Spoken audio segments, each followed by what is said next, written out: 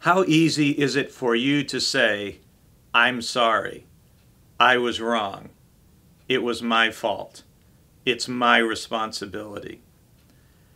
Some people have trouble saying those phrases, which is unfortunate, because it can actually be freeing. I'm old enough that when I was young in the 70s, one of the most popular television shows was a show called Happy Days. Those of you who are my age or older can remember it, with Ronnie Howard and Henry Winkler as the Fonz, who was so cool. Hey. And one of the things about the Fonz's character was he could never admit he made a mistake. And in one famous episode, he says, I was rude. He can't get out the words, I was wrong.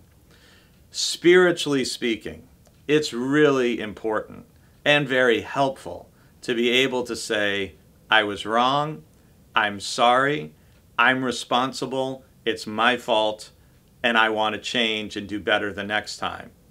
If we could do that as individuals, if people in power and in leadership could do that, the world would be a much better place.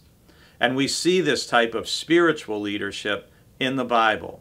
We've seen it before in the book of Nehemiah, who has a remarkable prayer of confession, both in Nehemiah chapter 1 and again in Nehemiah chapter 9, where Nehemiah assumes responsibility for the sins not only of himself and his family, but of his whole people.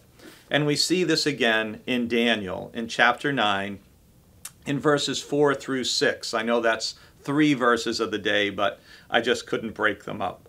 So listen to those verses.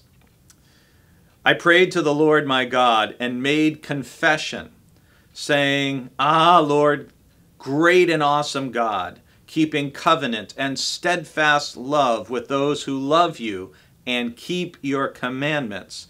We have sinned and done wrong, acted wickedly and rebelled, turning aside from your commandments and ordinances.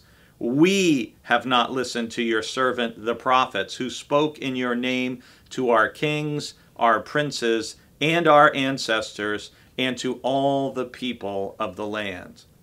One of the things I love about Daniel's intercessory prayer and his prayer of confession is the sense we're all in this together.